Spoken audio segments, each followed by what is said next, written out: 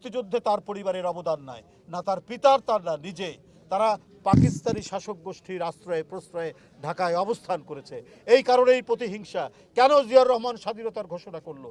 কেন তার স্বাধীনতা ঘোষণা নিয়ে তার পরিবার, তার স্ত্রী, তার 2 পুত্র বন্দী অবস্থায় রইল? জিয়াউর রহমান স্বাধীনতার ঘোষক, জিয়াউর রহমান এদেশের বরেণ্য মুক্তিযোদ্ধা। দেশনেত্রী বেগম খালেদা জিয়া তার সন্তান সহ বন্দী সেই সময়। তিনিও একজন মহান মুক্তিযোদ্ধা। এই মুক্তিযুদ্ধের এই পরিবারকে ধ্বংস করার জন্য শেখ হাসিনা এমন কোনো কাজ করেননি। কারণ মুক্তিযুদ্ধে তার পরিবারের অবদান নাই, না তার পিতার, তার না নিজে। তারা পাকিস্তানি শাসক গোষ্ঠীর আশ্রয়ে প্রশ্রয়ে ঢাকায় অবস্থান করেছে। এই কারণেই প্রতিহিংসা। কেন জিয়াউর রহমান স্বাধীনতার ঘোষণা করলো?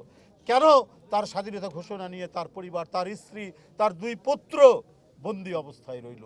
জনগণের মধ্যে তার এই যে দেশপ্রেম, সেই দেশপ্রেম এবং জনপ্রিয়তা শেখ হাসিনা কোনোদিনই বরদাস্ত করতে পারেনি। তাই একের পর এক যন্ত্রণা দিয়েছে। তার জ্যেষ্ঠ পুত্র আজকের প্রধানমন্ত্রী জনাব তারেক রহমান, তাদেরই আন্দোলনের ফসল শারীরিকভাবে তাকে অত্যাচার করেছে। তিনি চিকিৎসার জন্য চলে গিয়েছিলেন লন্ডনে। আজকে কি হয়েছে? জনগণের ধাওয়া খেয়ে পালিয়ে যেতে হয়েছে শেখ হাসিনা। আজকে সেই তারেক রহমান, শহীদ জিয়া এবং দেশনেত্রী বেগম খালেদা জিয়া মরহুমা, তার জ্যেষ্ঠ পুত্র আজ প্রধানমন্ত্রী, অত্যন্ত জনপ্রিয় প্রধানমন্ত্রী। জনকল্যাণের সমস্ত যে কাজ, সেই কাজগুলো একের পর এক ক্ষমতা নেওয়ার 2-3 দিনের মধ্যে থেকে বা শুরু থেকেই তিনি ইমপ্লিমেন্ট করছেন। এই যে আরাফাত রহমান কোকো ছিলেন ক্রীড়া সংগঠক, এই ক্রীড়ার উন্নতির জন্য তিনি যে কাজগুলো করছেন, সেটা হচ্ছে যারা ক্রীড়াবিদ হবে শুধু এটাই তার শেষ না, এটাই তার পেশা হবে, এটা দিয়েই তার জীবন জীবিকা হবে। এই ধরনের ব্যবস্থা রাষ্ট্র করবে, সরকার করবে। আজকে ক্রীড়ামন্ত্রী এখানে আছে যে ক্রীড়ার উপর একটি বিশ্ববিদ্যালয় করা হবে। আজকে আমি মনে করি যে প্রধানমন্ত্রী জনাব তারেক রহমান এবং তার একজন একান্ত 45 বছর ধরে কোটি মানুষের আস্থায় পাইপের বস আরএফএল পাইপ সহকর্মী হিসাবে, সতীর্থ হিসাবে অত্যন্ত যোগ্য ক্রীড়ামন্ত্রী এখানে তার যে আরাধ্য যে কাজগুলো, সেই কাজগুলো সুসম্পন্ন করবেন। মানে এই সময়ের মধ্যেই করতে পারবেন। এটা সুসম্পন্ন হলে পরেই আরাফাত রহমান কোকোর আত্মা শান্তি পাবে।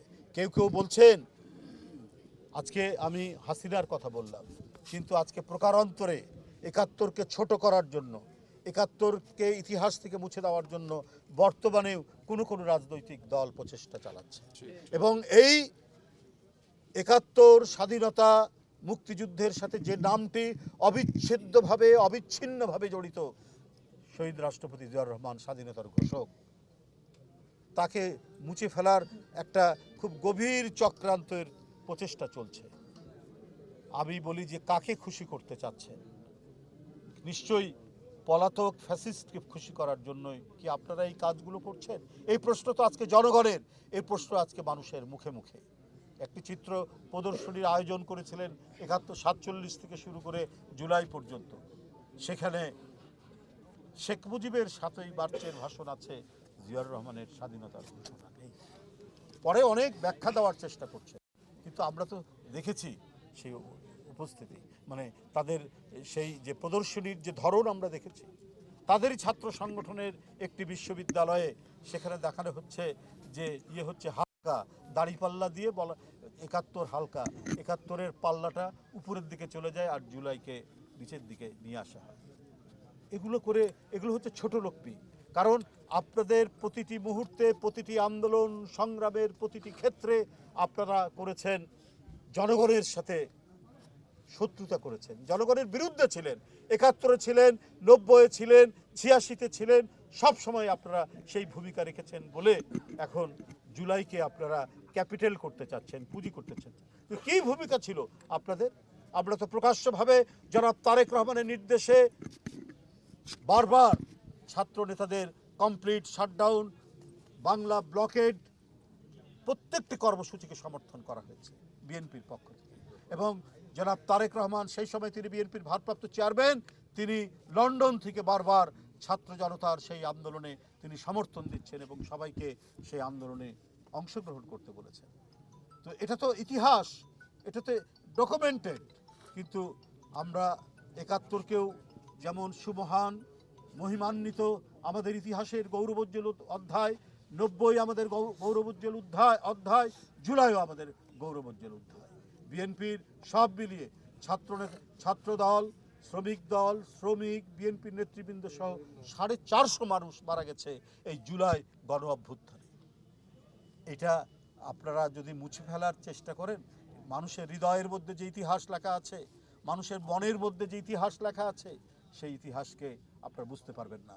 আমরা সশ্রদ্ধ চিত্তে সম্মান করি ৭১-এর বীর মুক্তিযোদ্ধাদের, আমরা সম্মান করি সমস্ত গণতান্ত্রিক সংগ্রামের এক আপোষহীন সেনাপতি হিসাবে দেশনেত্রী বেগম খালেদা জিয়ার নেতৃত্বে ৮০ দশকের যে সংগ্রাম, সেই সংগ্রামে যারা মারা গেছে, সেলিম, দেলোয়ার, তাজুল, দীপালি সাহা সহ, তাদেরকে আমরা সম্মান করি।